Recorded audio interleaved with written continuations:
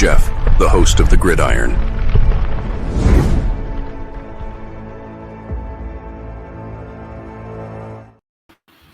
All right. Welcome to the Gridiron, baby. If you give this video a thumbs up or maybe share this video, that would be absolutely freaking awesome. If you subscribe to my channel, thank you. If not, please go down below, hit the subscribe button, hit that bell icon. That way next time I go live or if I put a video out, you'll be notified. And it's free of charge. What do you got to lose, right? But if you are subscribed to my channel, thank you. If you want to help support my channel, out in the description box, very top link in the description box takes you to my membership page. I got 3 different membership levels. Each one has their own little perks to them. So once again, if you want to help support my channel out, it would mean so much to me. And I thank you in advance. Thank you. And then also, finally, a little ways down in the description box, there's another link. It takes you to my Facebook group. It's called the New York Giants, the Gridiron. It's my Facebook group. We have over 9,400 members in the group. It's doing simply marvelous, might I add. Basically, if I'm alive and breathing, and if I got internet access, I am putting stuff in that group darn near 365. It's called the New York Giants, the Gridiron. It's my Facebook group. Please join it. You will not be dissatisfied. I promise. All right, guys. Well, hey, you know what that means, right? It's another Giant football game, another Monday night game, primetime game, however you want to look at it, whatever you want to call it, this, that, and the other thing. And, of course, another Monday night meltdown for the New York Giants. How are we going to lose this game this time? Yeah, I mean, you got to throw coaching in there, right? That's what, it's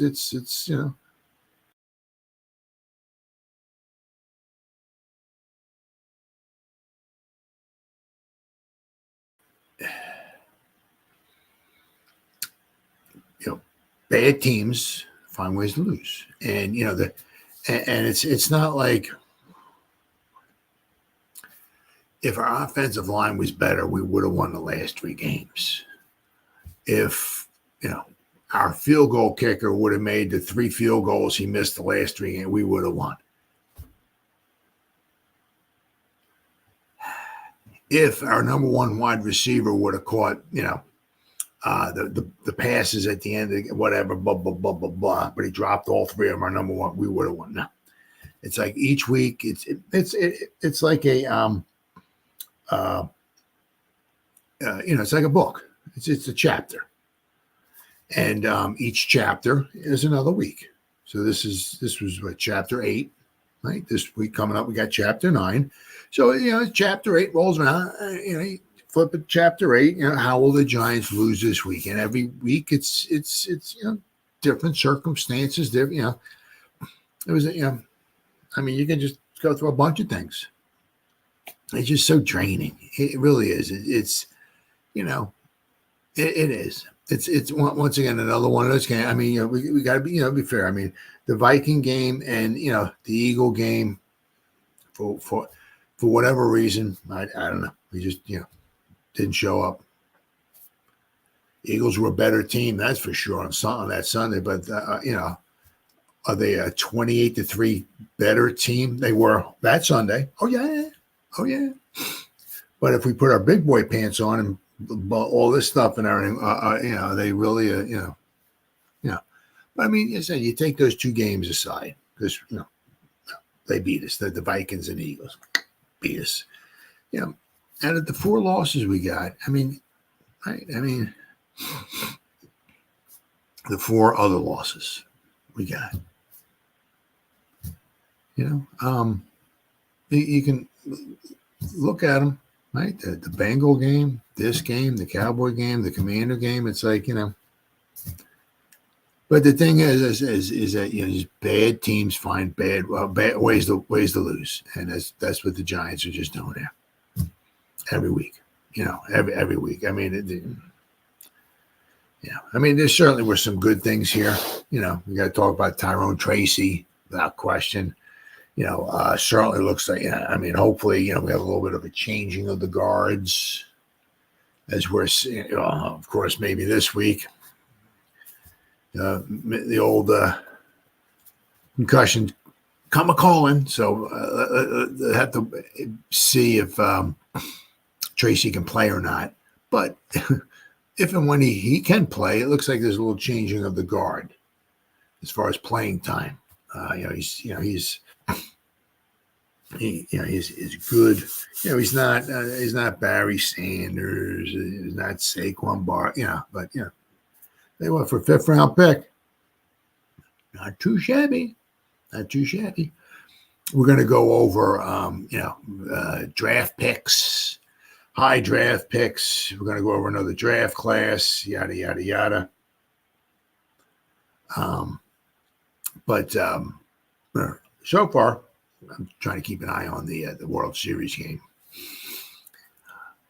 But so far, I mean, this draft class, for the most part, looks pretty darn good. We're going to go over some of the other draft classes in a little later in our program here. But so far, I mean, this draft class does look pretty good. But I mean, it's just.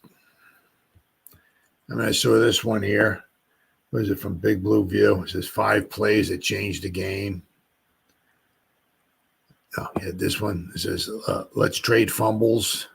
I mean, one of the problems the Giants had was, or have had, right, is lack of the defense getting turnovers for the offense. So the Giants traded fumbles late in the 4th quarter. The first fumble gave life to the Giants as Bobby Okereke, with the help of Micah McFadden, punched the football away from Russell Wilson. Right, good team effort there. Fumble gave the Giants the football down 8 late in the 4th quarter. Score was 26-18. And Daniel Jones started the drive at the Pittsburgh 37-yard line. A sensationally timed play by Okereke and McFadden, but TJ Ward returned the favor 5 plays later. After the game, and this is, once again, this is just, sorry, buddy. Sorry, pal. It's just, a mistake. After the game, Brian Dable provided valuable context as to why Jermaine Illuminor was alone against Watt. Dable stated that Daniel Jones was supposed to shift tight end Theo Johnson from the left to the right to give Illuminor a little bit of help. Now, whether that's a full-time help, a little chip, whatever, Daniel Jones didn't do that. Jones admitted the mistake in his post-game press conference.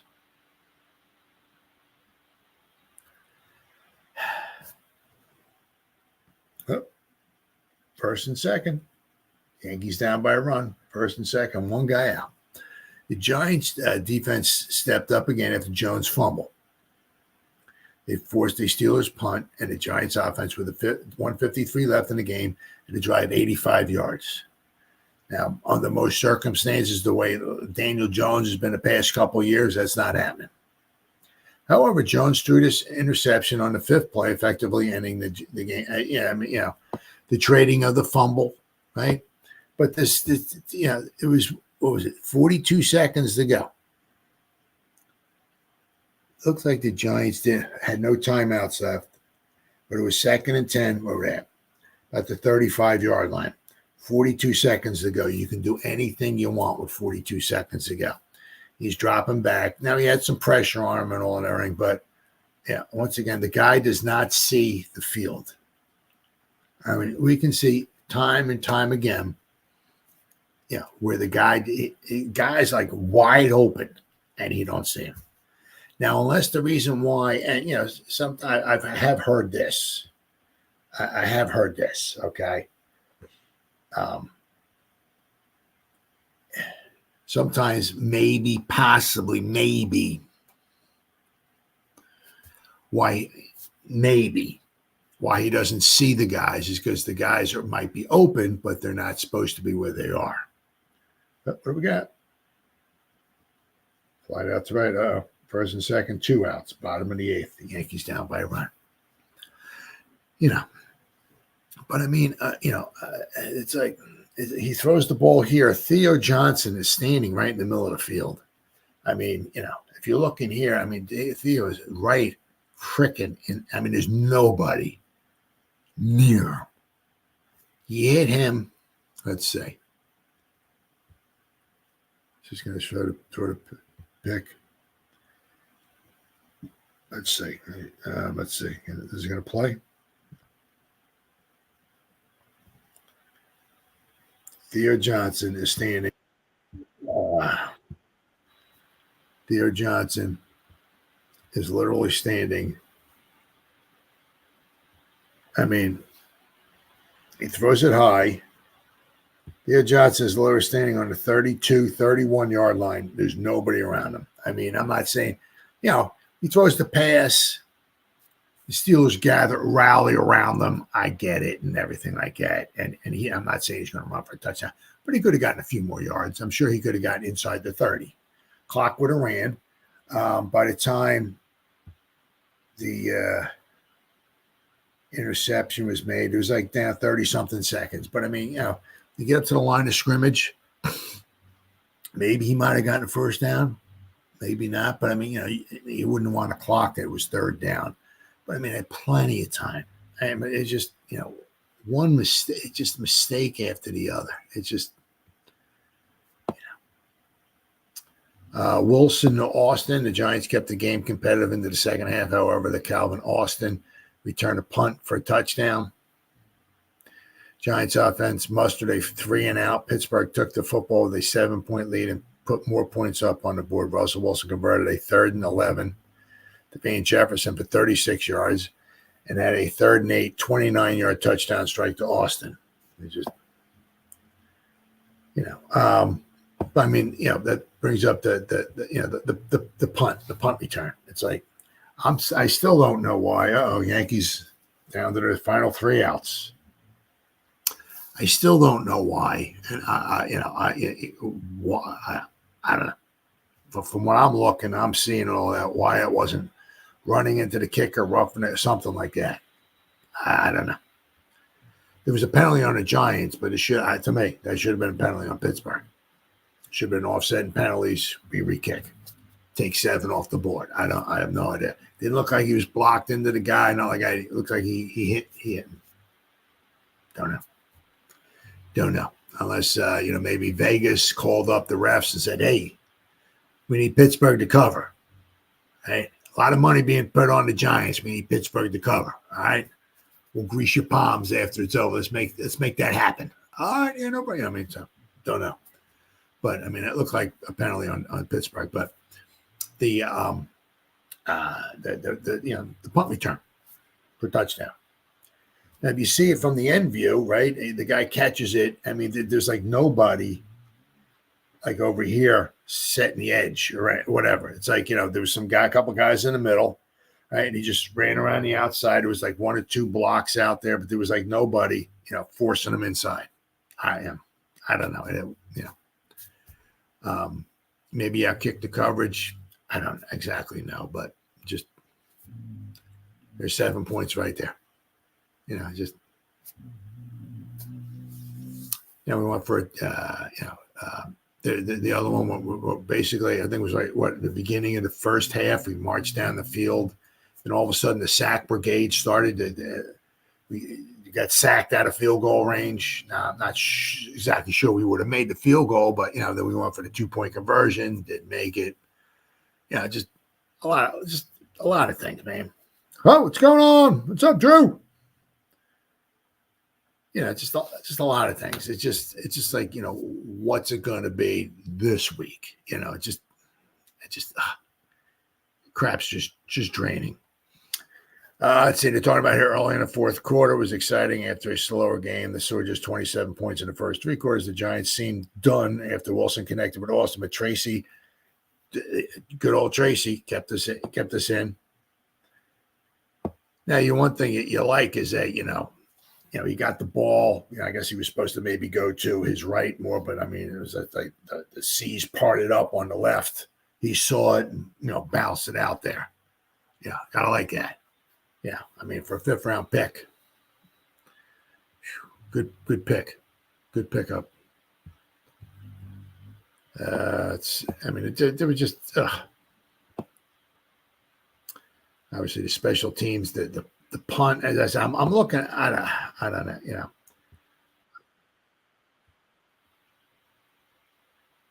the guy, I don't see where the guy got pushed into him, knocked into him, nothing like that. Yep, he right down the sideline all the way for the touchdown. But I mean, I don't know why that wasn't like running into the kicker or roughing a kick or something. Negated touchdowns. Yeah. Yeah. You don't usually see this. There were 3 negated touchdowns in the first half. That's 6 field goals. 2 George Pickens touchdowns and a Chris Manhertz touchdown were all avoided and eventually resulted in field goals. The second Pickens overturned touchdown was the most peculiar one. How he couldn't, I don't know. But I'm happy. It was it was a trick, and it was a treat for the Giants as Pickens failed to get his second foot down. I mean, how he didn't get his foot down, I don't know, but I'm not complaining. Deontay Banks came off the underneath route to knock Pickens out of bounds before the second-year cornerback was benched. Yeah. He winds up kind of helping maybe save a touchdown, then he winds up getting benched. According to PFF, he missed a couple tackles. I mean, you can obviously see in the game, he missed a couple tackles. So that was one thing. Jerome Henderson was it after the Cowboy game was kind of giving it to him a little bit publicly. Said, you got to do a better job of getting guys to the ground. He responded. The game against Seattle, he had a good game, but so we'll have to wait and see. Hopefully him being benched might light a fire under his rear end, and maybe hopefully might get a little bit maybe of a nastier Tay Banks. Right? Pickens, obviously, first touchdown was overturned on the Steelers' opening drive of the game. Then Daniel Jones throws to Chris Manhertz for a Giants touchdown, but it was called back. Malik Neighbors called for illegal motion as he went into motion and never stopped before the ball was snapped. Yep.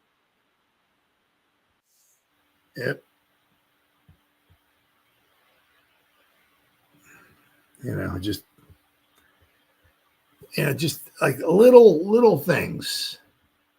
Little things. And you're supposed to get, little things. Touchdown. Call back. That's 4 points right there.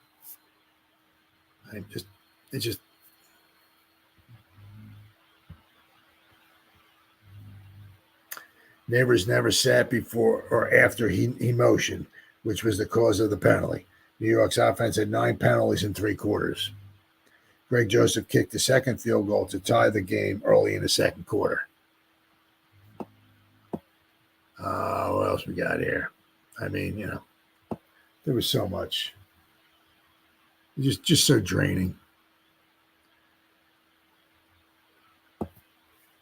New York's offense mustered a combined 10 points in its last 2 games, and through 3 quarters, the Giants had scored 9 points via 3 field goals. So basically, obviously, 2.5 games, we scored 1 touchdown. They gained 222 yards entering the fourth, but were just 3 of 8 on third downs and hadn't threatened to reach the end zone since their second drive of the night. Urgency did prove to be the best motivator, as a 2-touchdown deficit seemed to wake up the Giants' offense, which enjoyed some surprise success on the ground in the fourth. But in the end, the Giants wasted their best chances. New York regained possession after forcing a Wilson fumble, then fumbled it right away, right after the Watt sack. So that was the latest example of the Giants failing to provide their tackles with some protection assistance, and ended up being the most costly. Yeah. That is the story of the Giants most of the season. They commit plenty of errors from a strategic and execution standpoint. Steelers, they talk about obviously the punt return. Now I have to wait and see here. Does this shift the Giants' approach going forward? Look, by now we've identified the Giants' limitations. This team isn't threatening to make the playoffs. They're limited offensively by a number of reasons, that extend beyond their quarterback. And even after scoring 18 points against a stingy Steelers defense, there's little reason to believe they'll figure it out anytime to warrant keeping the entire band together. Now, let's, do they start, jettisoning some of the players? We're halfway through the season. We're 2-6. I think we have, I saw something on one of the Facebook groups say that thing. I think the Panthers, I guess, with the way the teams are playing and the schedule they got going forward and yada, yada, yada. Unless somebody just made it up, I think they said the Giants have like a 2% chance of making the playoffs. Carolina has a 1% chance. So I have to see, going forward, because the season's, about halfway over. Right? We played 8. We have 9 more games to go. November 5th is the trade deadline. All right, so do they start jettisoning some of the parts? Especially if there's guys that they're not going to get back, we're not going to bring back after the season's over with. Do they try to get rid of them and get something in return, even if it's a 6th or 7th round pick, even if it's a bag of Doritos? I like Doritos. You can give them to me, right? But yeah, can we get rid of them, and get something in return for them? Right. I mean, if you don't plan on bringing back Ojulari, somebody out there, I mean, you see what he's done. I mean, the guy's been a sack machine, right? If you're not going to bring back Slayton, right? See if you can get something back for him. I mean, a few guys. So be interesting to see what the Giants wind up doing. I mean, you look at the stats. I mean, the 2 turnovers were costly. Both were in the Pittsburgh side of the field. 11 penalties. Once again, 0 for 3 in the red zone. It's like I don't know. It's we get into the red zone. It's like we forget how to score points. I mean, got to give, Tracy did a good job. 25 carries overall for the team, 157 rushes. Thankfully, we did a good job in the second half of controlling the Steelers running, because, they had a ton of rushing yards in the first half. It felt like we were almost like watching the Eagle game once again. I mean, let's see. Total plays, we actually had more plays than them. We actually almost caught up to Pittsburgh. Pittsburgh had 426 yards of offense. We had 394. So we got a lot of yards in the late part of the game, which is great. But once again, 5 for 15 on third downs. It's just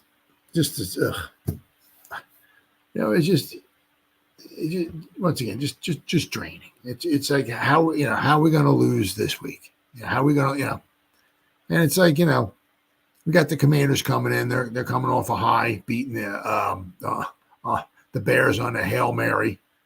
You see that? I love it when it winds up being like that. That idiot. I don't know what that morons, the Bears cornerback, wave him, bye-bye. We win. Here's your last play. It's a Hail Mary. You're not going to catch it. Bye-bye. Waving to the fans and stuff like that. What are you? An idiot, dude? Are you that much of an idiot? Wow. I mean, wow. Okay. Well. So, I mean, let's see if we can stop the Commanders this week. I mean, because couldn't stop them last time. But once again, just another draining. I mean, the injuries obviously didn't help. But it's just like every week, it just seems like there's something different that we sometimes it's, we quite possibly woulda, shoulda, I get it, but quite possibly we could have beaten the Commanders if we actually had a kicker, but we didn't. I mean, just like the 4 losses. I mean, you can look at, the 4, like like I said, to the Cowboys, the Commanders, the Bengals, this week to the Steelers. It's like something. It's like, my God. It's almost like, well, what are we going to do this week? How are we going to lose this game this week? Just another tough draining loss. It's just, and the thing with the week before, I mean, I can't stand the Eagles. I can't, you know what I mean? And that game was just,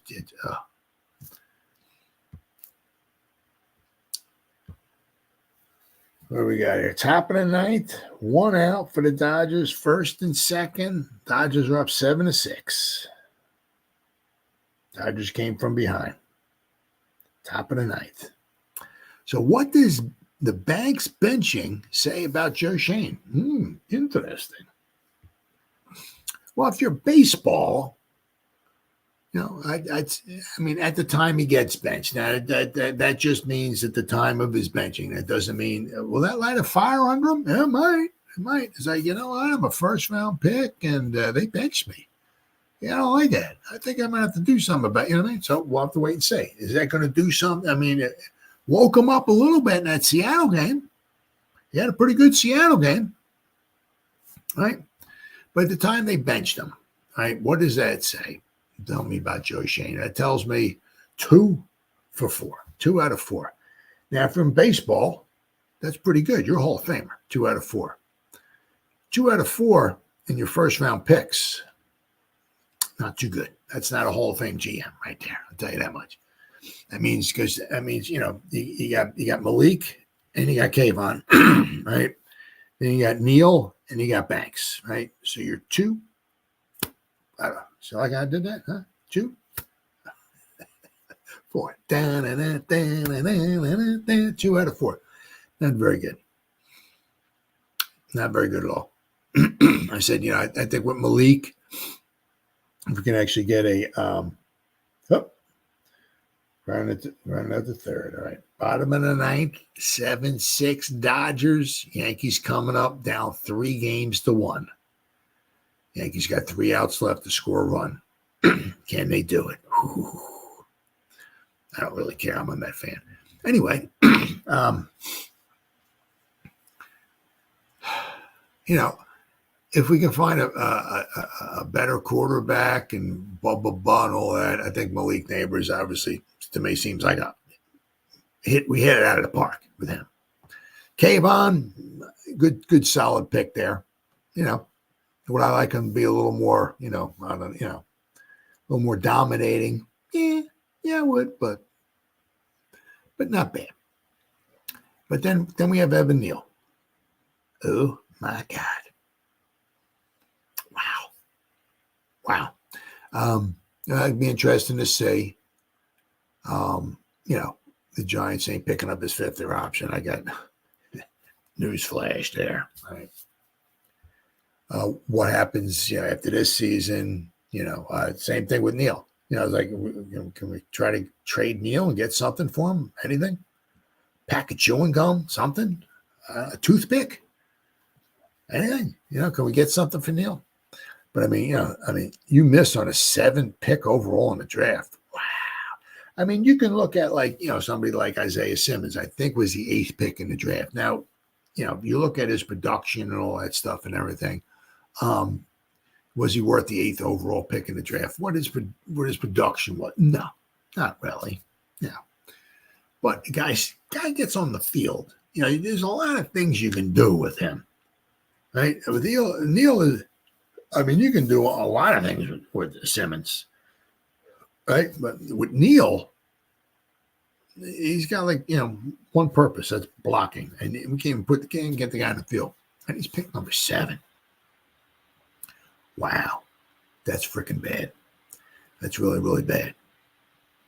I said, and then we moved up to get Banks, right, 2 years ago. And, you know, his benching, tell you what, that's not too good, obviously, you know. So Joe Shane so far with his first-round picks, I mean, as of the time of the Banks benching, that doesn't mean that he won't turn it around or maybe light a fire under his rear end or, you know, motivate him. It's like, damn, they actually freaking benched me. Yeah, I mean, I can do a couple things for you.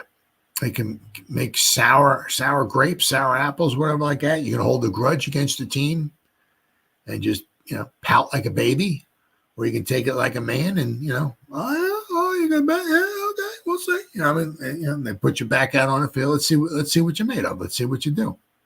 Right? Now, let's see. Now, according to PFF, this is PFF once again here, right? Let me see if I can. Let me share my screen here. Present, share screen. There we go. All right. Here we go. Let me see. Let me. Boom. Oh, there he is. All right. So here. So what we got here is that, he was kind of called out, right, in the Dallas after the Dallas game. Jerome kind of called him out. So what he did against the Seattle game, right? 84.6 defense, his pass rush, his coverage grade was 87.8, his tackling was a 78. Right, so his tackling really wasn't so bad the Cowboy game. It was just his he was called out. I think Jerome called him out on the ABCD Lamb touchdown play. I thought that he should have maybe brought him down, tackled him. But he got called out, and then then he responded with his best game of the year. Then you had the Cincinnati, Philadelphia games. This was not super spectacular. He did have 6 tackles, right? But then you got here in Pittsburgh. We got 7, bottom of 9th, 1 out. 1 out. I think he's down to 2 outs to go. So to get the Pittsburgh game, he played 27 total snaps. He missed 2 tackles. He had 2 tackle opportunities, and he missed both of them. Right? So if you look here now, last year his tackling has gotten a little bit better. Last year was 60.8, but you'll notice. See, this year, his tackling's gotten better according to PFF. That's just missed tackles, right? That's all I'm saying. Last year he missed 12. His missed tackle rate was at 12.3%. This year it's a 9.4. So his missed tackle rate's gone down. It's gone down. But as I said, you can see that, they responded. Let's see here. There we go. You can see, he responded. He definitely responded big time. After he was called out after the Cowboy game, he responded against Seattle. So now we'll have to wait and see, right? If he's going to respond, this would be the week to do it. If they're going to put him back on the field, right, let him start, right, or dress him and leave him out there. Maybe start him the second quarter and go out there and see what he does or whatever. We'll have to wait and see. But you're going to definitely see what kind of what he's made of, right? If he's going to bounce back, have a good bounce back game. But the thing is, it has to be on an every week basis. You can't, get called out one week and then bounce back the next, and then have a couple of mediocre games and then get called out, get benched, and then come out and have a good game and then get benched. It's right. Oh, we got 2 outs. Uh-oh. Wells struck out swinging. Yankees down to the last out. Bottom of the 9th. Down by a run. Who's up? Vertigo, I guess his name. Verdugo, maybe. I don't know. It's not Judge, so. But, so we'll have to wait and see. But, it's got a light of fire under him. So we'll have to wait and see. But, what's the Banks benching say about Shane? So to me, so far he's 2 out of 4. Not good. Not good. I said, you miss on a pick number 7. We can't even put the freaking guy on the field. Evan Neal, number 7. Wow. That's horrible. The Giants should have 2 cornerstone pieces. If you want one on offense, one on defense for whatever. however, 5, 6, 7, 8 years, whatever, barring injuries and all that, you'd have two stud players. Right? You got a few, right? I mean, you got Sexy, you got Andrew Thomas. Oh man. Struck out swinging 3 pitches. Holy cow, Batman. The Los Angeles Dodgers, World Series champions. So I don't feel so bad about the Mets now because I think the Mets actually beat the Dodgers 2 games and the Yankees only beat them once. So, wow. All right. Well, those Dodgers, how about those Los Angeles Dodgers? They are your World Series champions for the 2024 season. All right. Anyway, back to football. I said, got to do a better job. Shane's got to do a better job. Pick up players. Now, I don't know if, Wink had anything to do with it because Wink really seemed to want Banks.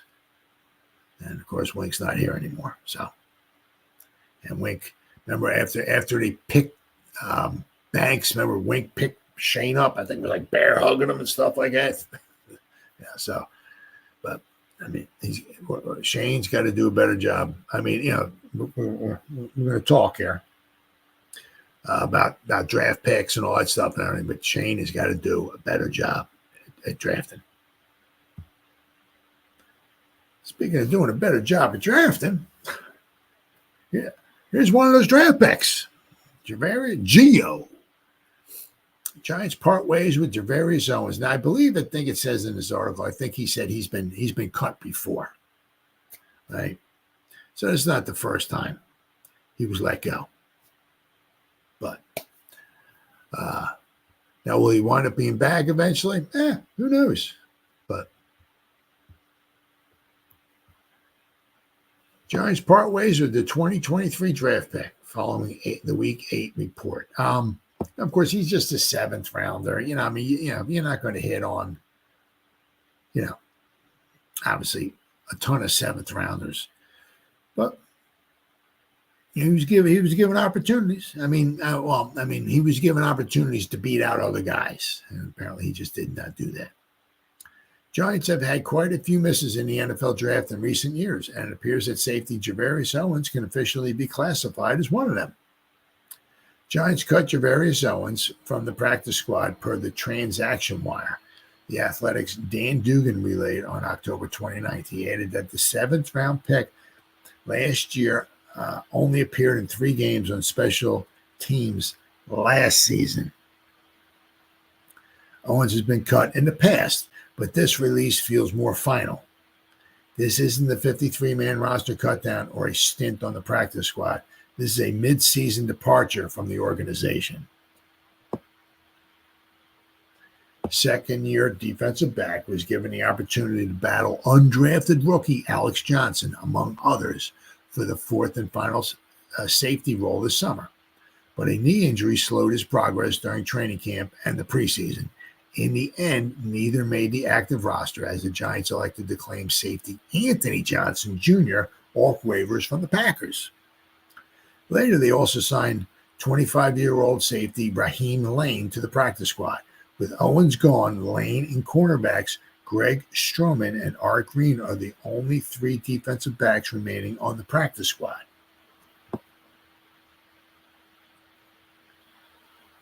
Let's see. As mentioned above, the player that Big Blue chose to roster over Owens and Alex Johnson was Anthony Johnson. With those 2 now gone, it'll be nice if the latter Johnson was contributing a bit more in 2024. According to Pro Football Focus, Anthony Johnson has only dressed for 2 games this season, weeks 6 and 8. During those outings, he's logged 16 total snaps on special teams and 0 snaps on defense. But to be fair, a team's 4th safety doesn't typically have much of an impact outside of special teams, but Johnson has done very little in that regard, too. PFF has awarded him a 64.2 special teams grade over his first 2 appearances per the grading site, but he's been utilized mostly on kick return coverage, 8 snaps, and punt return, 7 snaps, with 1 lone snap on the kick return unit. Johnson has yet to record any positive or negative statistics. As of now, the Giants are all set at safety with a trio made up of Newman, Pinnock, and Belton.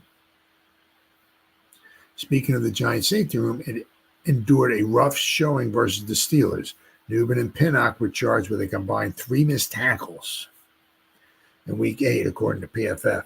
But they weren't alone. The entire New York Giants defense missed 16 tackles in Pittsburgh.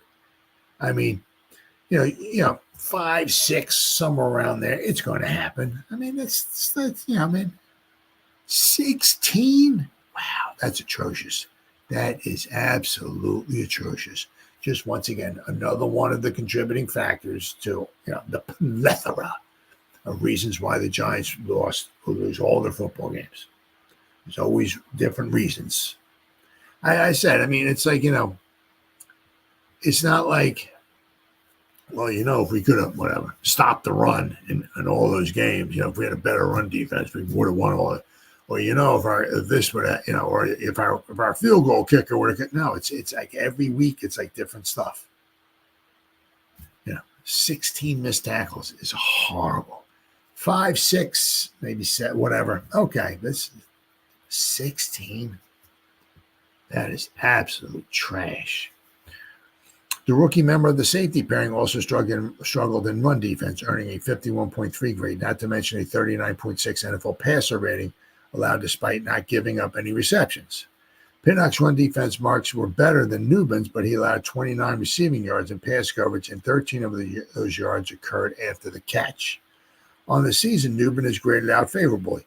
He's only been charged with 3 missed tackles compared to 10 key defensive stops and 39 solo tackles. His coverage numbers could still improve a bit, allowing 10 of his 11 targets for 88 receiving yards and a passer rating of 100.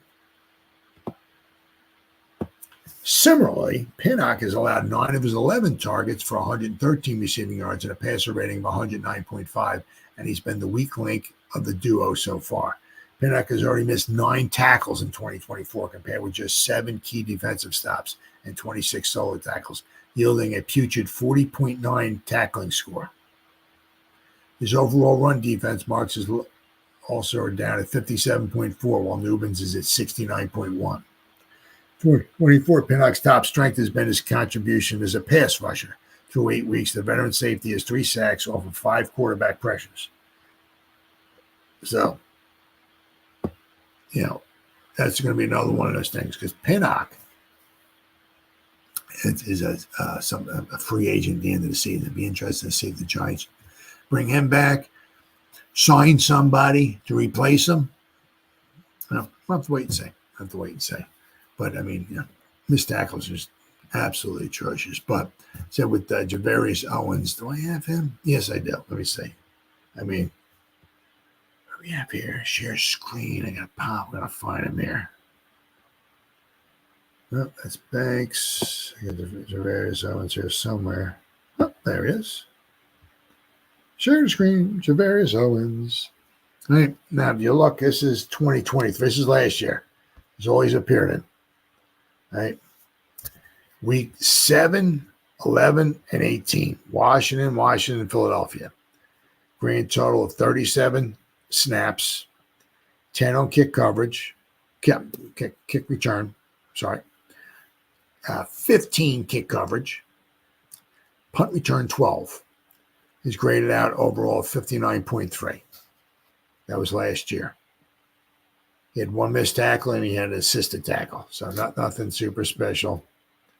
Right? I said, that's all he got. Special teams, 2023. Nothing else. As we go to 2020, I click on 2024. There's nothing.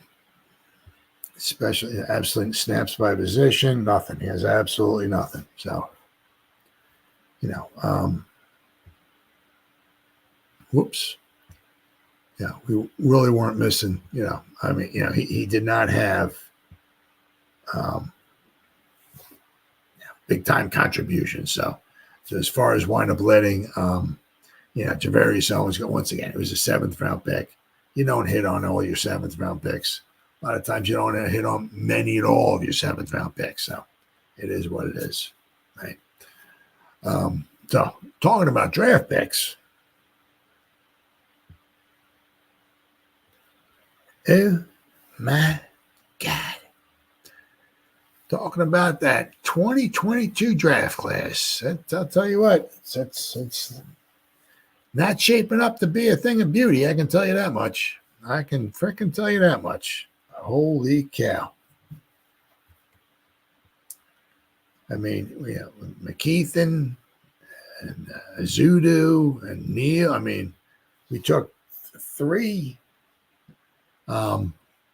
offensive linemen in that draft. And wow. Oh, my goodness. Oh, my goodness. Let me see. Do I got it here? Yeah, we got it. Yeah. All right, we got. Okay, so let's see if I can share. Once again, share my screen here. Let me pop this up here. Let's see, share screen. What do we got here? Okay, we go. Sure. All right, let's zoom in here. All right, so we're zooming in here on the 2022, right? I mean, yeah, unfortunately, Beavers, unfortunately, yeah, injury, and it is what it is. I was very, I don't think he, quite possibly, he never maybe came back or was fully maybe healed from his injury that he had. It was a shame because it seemed like in the preseason and training camp and all 2022, when he got drafted, the year he got drafted, I mean, the guy, I mean, was he 6'5"? Let me pop this up here real fast. 6'4", 255 pounds. I mean, that's a nice height, length, and all that. That's a nice size for like a linebacker. But I think it didn't seem like he ever fully, especially last year when he came back, he wasn't fully healed, and he just, it is what it is. But I said, but you look here. I mean, we had a ton. This is obviously Shane's first year drafting. Is it 11? 1, 2, 3, 4, 5, 6, 7, 8. Yeah, 9, 10, 11. 11 picks. I mean, Shane, but I have 11 picks. Beavers, it is what it is. Once again, guys get injured, right? But I mean, the 3 offensive linemen, 3rd round pick number 67 overall, Azuda and Neal. I mean, right? Not only is McKeithen not on the team anymore, they don't even seem to want to put Neal out there, right? They put a dinged up Illuminor out there. They rather than have him out there than their 7th overall pick in the 2022 NFL draft out there. That's not saying they're not even finding spots for Evan Neal on specialty teams. I mean, wow. So then Azudu, right? Got DJ Davidson. He's still on the team. He's making some contributions. Obviously you need guys like him. Obviously, but is he somebody that you this is what his 3rd season? If he makes the team next year, who knows, right? He's making some contributions, but is he somebody the Giants are going to want to keep around? Yeah, especially if he's on the team next year. If he makes the team next year, right? Because that'll be his 4th season after next year. That's somebody the Giants are going to keep around. Once again, he was a 5th round pick. The Giants said, 5? Now, you got to look at McFadden now. I mean, 2 thumbs up there. Great Mr. Neck. Guy's neck's like this wide. It's just huge. But, McFadden, great pick. Great pick. Got a winner there. Dane Belton. Now Bone was saying, as far as we had Pinnock and Belton, and then there was a point in time, whatever it was, a couple months ago, Bone was like, that job is Belton's to lose, and he lost it. But I mean, once again, he's a 4th-round pick. He's very cheap. He's like maybe the 3rd safety we have out there. Okay. Is he a difference maker in the game and whatever? No. But, you got to have guys like him. Then you got Bellinger. All right. Now I'm not exactly sure really what happened to him. I mean, he got poked in the eye. I don't know if that had anything to adding any type of difficulty to him. I don't know. Who knows? But I mean, he had some nice contributions in 2022. But last year he was like with Waller out there. He had to take a little bit of a backseat to Waller, right? But I don't know. I don't know. I mean, it's his 3rd year. The guy's supposed to be making big time no, not big time, but I mean, this is the 3rd year. This is what Shane says. The 3rd year is what you see what the guys are really made of. 1st and 2nd year, they're kind of working their way, through things, working their way up. But usually by the 3rd year is about where they're going to be. And I don't know. Cordell Flott has some good moments. He certainly has some good moments out there without question. But the guy is so thin and fragile and frail and whatever else you want to call. Yeah. The guy's like a walking injury, and he's all listed. I think he's listed once again on the injury report here. Let me see here.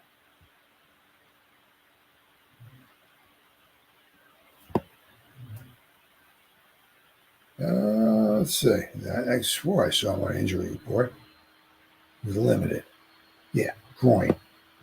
Yeah, I mean the guy. Once again, the guy he's always getting injured. So small, fragile. Then you got, obviously, the Zudo.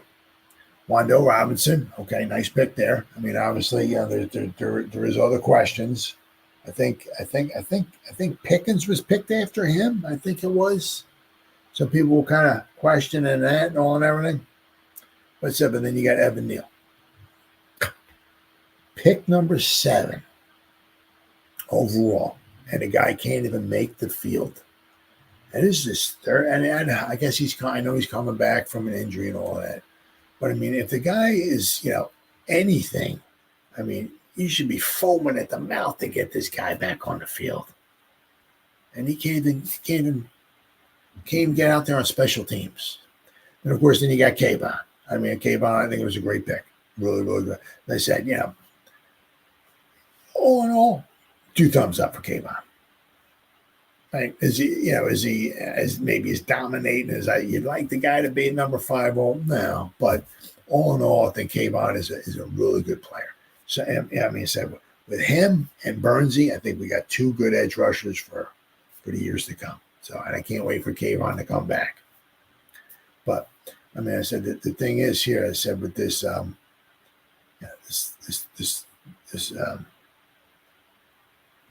the draft class. I mean, the 2022 draft class. It's like we got 11 picks, and it's like almost like one by one. They're just like disappearing, not playing, not starting anymore. 11 picks. Didn't do a good job. Now, also to be fair with Shane, he just came in.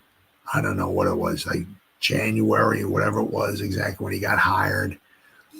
He didn't, the scouts and stuff, he didn't know who they were, didn't meet them. He had to meet his scouts. And unfortunately, after the scouts had already written a lot of their reports on the guys, football was over with. College football was over with for the most part. And also, to give Shane maybe a mulligan on a 2022 class, well, because, I think he brought some of his own guys in. So we're seeing a little bit of a change in the guards for the 2023, the draft class and this one here. The 6 guys he got this year seemed like really, really good. I mean, with Malik, Newman, Phillips, Tracy, Musau. Okay, but once again, I think it was a 6th-round pick. Theo Johnson. I mean, why isn't I think that was Theo in the middle of the field at the end of the game when Daniel threw the interception. Why isn't Theo getting any receptions? Well, maybe that's because the quarterback's not throwing the ball. Guy's wide open in the middle of the field. Oh, let me just throw it here. Now, I think it looked like he was getting rushed. So maybe, yeah, obviously that's why he threw it, and he thought maybe Wilt Chamberlain was out there. He could jump up 13 feet in the air and pull that in, but it is what it is. But, I mean, Theo was right in the middle of the field there. But I said, this draft class really, really seems to be good. Now, if we can keep doing this going forward with our draft class, right, I think we're onto some things here. Because, as I said, you look, I mean, we got ourselves a running back. We got our cornerback. We got a safety. We got a wide receiver.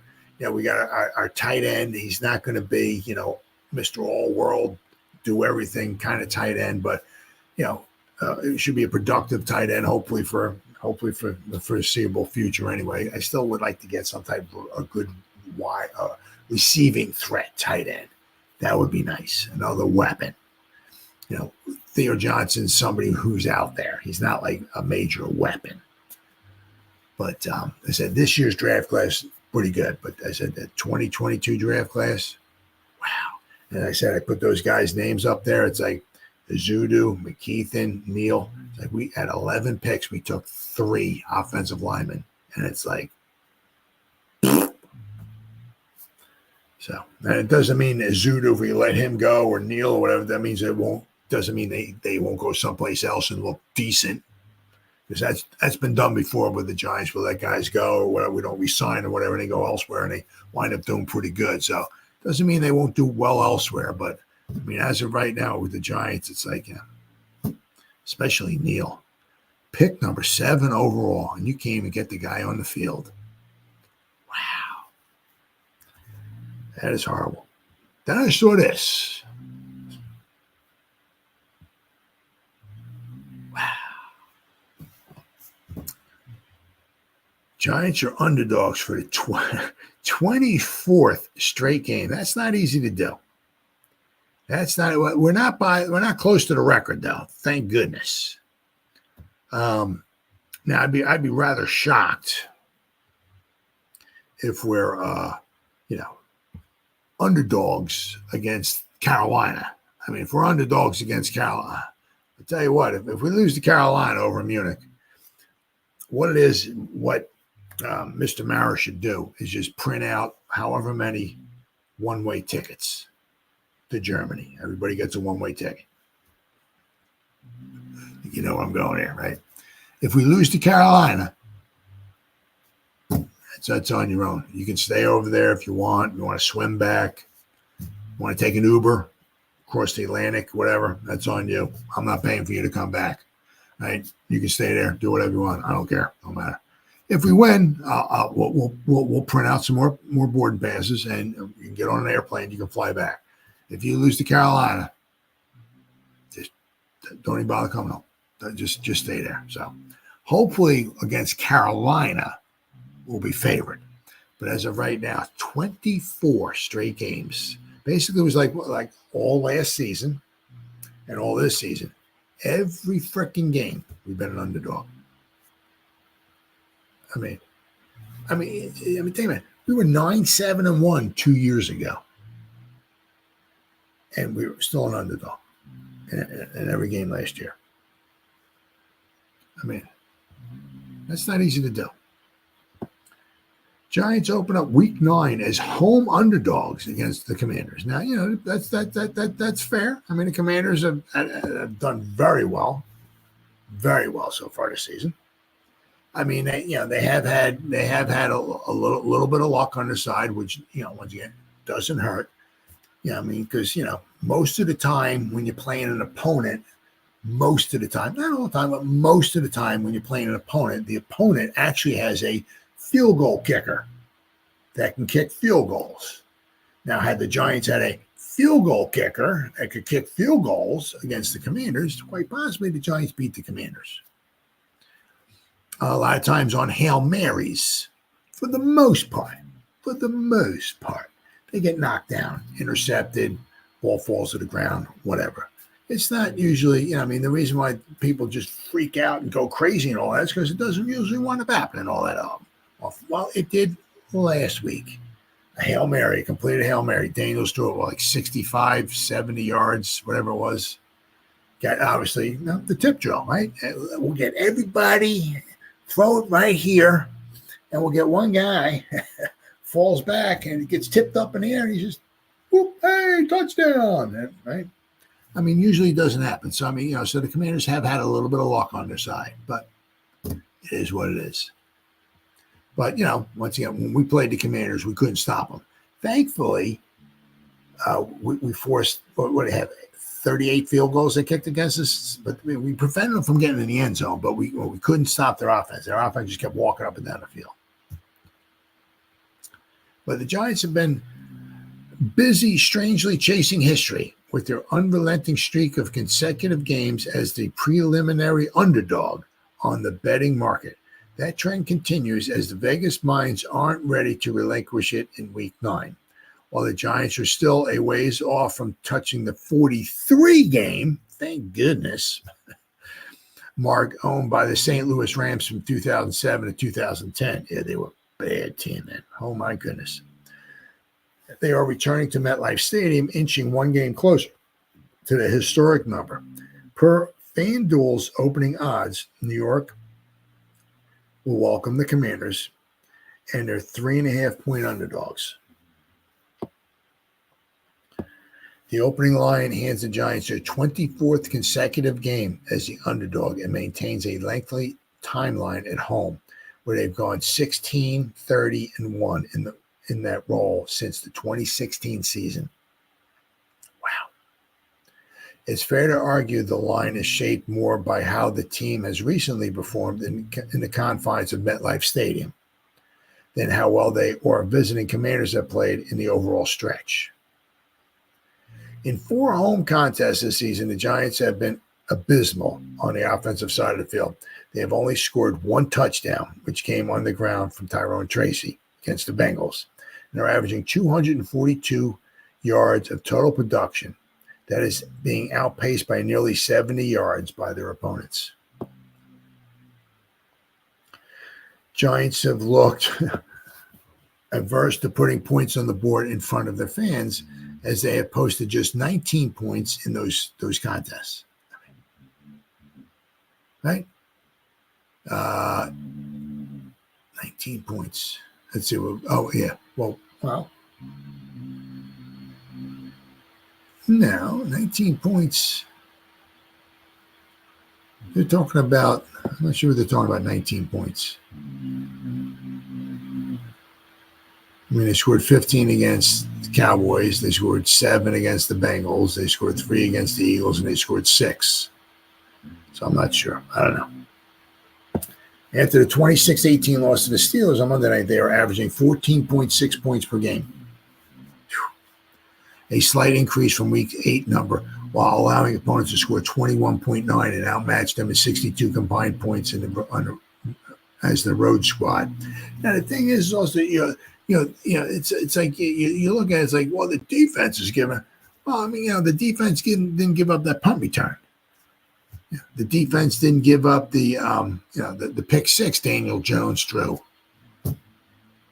We're giving up 21.9 points per game, but the defense didn't give up the 102-yard fumble return that Eric Gray had. So there's quite a few points there that the defense is not allowing. That obviously apparently goes against the defensive, right? Let's see. Meanwhile, the Commanders' amazing season continues last Sunday with their miraculous win over the Bears. The Commanders have a 2-3 record on the road this season, but they still boast a violent offense that has scored 23 or more points in each of their last 3 road trips. In 2 of those games against the Bengals and Cardinals, they won by differences of 5 and 28 points, making covering the current spread seem like a walk in the park. Yipper. Oh, yeah. Being an underdog to the Commanders is certainly foreign territory to the Giants, a team that has owned the opposing franchise in the 185-game storied history. Yeah, because they go back to 1932. 1932 was they were actually called the Boston Braves. 1933, they became the Boston Redskins. And in 1937, they became the Washington Redskins. Sorry if I offended anybody by saying Redskins. Sorry about that. Nonetheless, the past is on their side for now, with the New York holding a 108-72-5 series lead that includes 6 of the last 10 games and 4 of the last 6 at MetLife Stadium. The last meeting ended 21-18 in favor of the Commanders in September, thanks to 7 field goals from their kicker to steal the opening game, but also the fact that we lost our field goal kicker. The over-under points total for the last installment is set at 43.5 points, with the money swaying towards the under, and that is based on the expectation that the Giants' defense will give the Commanders trouble early, as they've done against their previous opponents. The over has covered 6 of the latter's 8 games this season, but only seen payday in 2 of the host games in that span. So, but I mean, it's just like, I just seen that. It was just like, I thought somewhere along the line, the past we were a favorite, but wow, every freaking game went under. Wow, I mean, basically, I said like all last season and all this season. I said if you know, we should be a favorite against the Panthers. Which the thing is with that's just basically team, right, versus team. It's not like, well, it's in Carolina, so we'll call it a push. We'll give Carolina a 1 point. They're favored by 1 because it's in Carolina. The Giants suck. Panthers suck. But it's in Carolina. So that makes the Giants suck even a little bit more because it's in Carolina. You know what I mean? But no, this is like a, you know, neither team's home. Well, whoever's home team they're not home, right? In Germany. So basically it's the Giants versus the Panthers. And if Vegas thinks that head to head on a neutral site, they think the Panthers are better. I got to disagree with them on that one. But as Bob Papa says a lot, too, the voice of the Giants on the radio says not who you play, it's when you play them. So, yeah, if the Giants would, hopefully not, get a bunch of more guys banged up or something like that and have some guys who couldn't play against Carolina, maybe Carolina just might possibly be favored, but let's hope not. I'll tell you what, if the Giants are underdogs in their bye week, I got a problem with that. I got a big problem with that. All right, well, speaking of injuries, the Giants got a long injury list. Shocking, I know, shocking. But some of them are the same guys from before. Some of them, a couple of the guys have just like maybe like we'll give them a day of rest, which they need. Like he gives Sexy as much time off as he wants. Burnsy gives some time off to that guy as much time as he wants. You know, so these guys need some rest. So, but all right. So the initial injury report here, quite a bit here, right? And one of the problems, unfortunately, this one here is Tracy. It's a concussion protocol, unfortunate. Offensive tackle Joshua Zudu has had his knee drained and will not practice Wednesday for the Giants. Head coach Dable said Wednesday. Dable said that Chris Hubbard, who replaces Zudu as a starting left tackle against the Steelers, will fill that role again this week against the Commanders. Okay, all right. Giants also added offensive tackle Garrett Greenfield, an undrafted rookie free agent out of South Dakota State, to their practice squad. Greenfield spent the preseason with the Seahawks. Running back Tyrone Tracy, who's in concussion protocol, was expected to work on the side with trainers on Wednesday. With this being a short week, as Tracy sustained his concussion on Monday night, it compresses the time frame, unfortunately. Tracy has in which to get through the league's concussion protocol. We will see if he ramps up his activity on Thursday and Friday. Defensive tackle Sexy Dexy will receive a rest day, as well he should. Punter Jamie Gillen, who has now missed 3 games with a left hamstring injury, will continue to be held out of practice. Other players, Dable said, who will not practice are special teamers Matthew Adams, wide receiver special teamer Bryce Ford Wheaton, and punt kickoff returner Emir Smith-Marset. So, the Wednesday injury report for the Giants, guys who did not participate in practice, was Matt Adams with a knee, Joshua Zudu with a knee, Bryce Ford Wheaton with an Achilles, the Scottish Hammer, Jamie Gillan, with a left hamstring, Dexter Lawrence with a rest day, Amir Smith Marset with an ankle, and Tyrone Tracy, who's in concussion protocol. Who limited participation in practice. Brian Burns, give the guy off as much time as he wants, man. We need the guy on the field. He's got an Achilles and now he's got a bicep. He did have an Achilles and a groin. Now it's an Achilles and a bicep. Jermaine Illuminor with a hip. Cordell Flott with a groin. Trey Hawkins with an ankle. Adoree Jackson with his neck still. Jake Kubas with an abdomen. John Michael Schmidt with a calf, and Ty Summers with an ankle. So Giants got quite a few. Hopefully a lot of these guys will be playing. Right? They just need give them some rest, some time off, and all. And hopefully, they'll be practicing. We'll have to wait and see. But I mean, the Commanders have a few guys dinged up as well. Guys who did not participate in practice. Now, Zach Ertz, they gave him a rest day. Cornelius Lucas, the tackle with an ankle, and linebacker Frankie Louvu with a shin. Limited participation in practice. Tyler Biadasz, their center with a thumb. Brandon Coleman, a tackle with a concussion. Jaden Daniels with a rib. So the Giants give him a couple of shots. Maybe that might upset the apple cart there a little bit. Take a couple. No, I mean specifically go directly for the ribs, but hey, give him some shots. Hit him early. Hit him often. Cleveland Farrell with a knee. He's a defensive end. Brian Robinson Jr., running back with a hamstring, and one of the wide receivers has a hamstring as well too. So I mean, they got a few guys. It doesn't sound like they're going to be, overwhelmingly,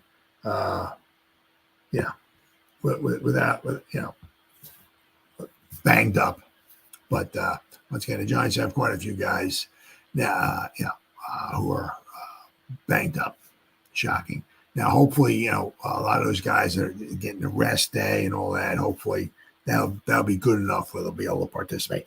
The problem, I mean, is the good and the bad, obviously, of the Monday night is that if you played Sunday and then you got Monday night, right? So now you got like a whole extra day and almost a half to recuperate, or to rest up or get over a little bit more of whatever ails you, right? But the problem is now is coming, have a Monday night game and then you got to come, Sunday afternoon. Now you don't have a full week to recuperate. So there's the good and the bad with that. The Giants have a couple easy games coming up. The nice thing also is that somewhere along the line, they all actually, they also have their bye week too. Yeah. So hopefully, some of these guys we can start getting some guys back. The problem is that, unfortunately, sadly, by the time the bye week comes and goes, the season might be coming and going. So to start getting some guys back, hopefully we'll start playing better football. Something obviously to look forward to. Maybe look forward to some wins toward the end of the season. But unfortunately, it looks like by the time the bye comes, it's you add another loss to the I mean, you figure we got 11 games left, right? What am I talking about? 9 games left. I'm an idiot. I apologize. 9 games left. 2-6. I mean, you figure. I mean, if you got to get down on your knees and pray to sweet dear baby Jesus that we can get in with 8 losses. I don't even know about that. Just say somehow. I don't even. Also, I don't even. You have to catch like the Eagles and the Commanders, and they only got 2 losses each. We got 6. So that means those teams would have to almost totally have to fall apart, and we'd have to just go on this miraculous run. But just say somehow, out of the final 9 games, somehow we go 7-2. I don't see that happening at all. But that would put us at 9-8. I mean, you think if we finish at 7-2 with a record of 9-8, we're going to make the playoffs? I don't know. But it is what it is. The one thing is that, especially in a season like this, just trying to look, it's not easy. It ain't easy at all, but just trying to look at the positives. I mean, we had a nice draft class. We got Burnsy here. We have some pieces, right? We're going to, obviously every year is different. We're going to lose some pieces, but if we get another good draft class, we might have some really exciting, right? Is there anything much more exciting than maybe getting a new heir apparent to the throne? That's exciting. That's really, really exciting. So, so we have that to look forward to, meaning also the draft. But if we do let Daniel Jones go, we're going to save some money. So we'll have some money. We can bring in, a couple nice pieces. As I said, we're going to lose some guys, maybe in free agency. But if we get another nice draft class, like we did this past, where we get 3 or 4 really nice studs, that would be huge. We can bring in a couple guys from free agency because we should have some money to spend. I said, and then if we get a quarterback of the future, right, that'd be really, really exciting. So, but unfortunately, I said that the Giants just got they got some injuries. It is what it is. But then again, the Giants have almost always had injuries. It's like when you open up the Webster's dictionary and you look at the word injury. It's just it doesn't say injury, it just has a picture. It has a little NY there with the Giants. So it is what it is. All right, guys, been 1 hour and 17 minutes. Whoever spent any time listening to me live, thank you. If anybody's going to spend any time watching the replay of this, thank you so much. Thank you. As always, you guys stay safe out there and go Giants. Woo! Oh, yeah.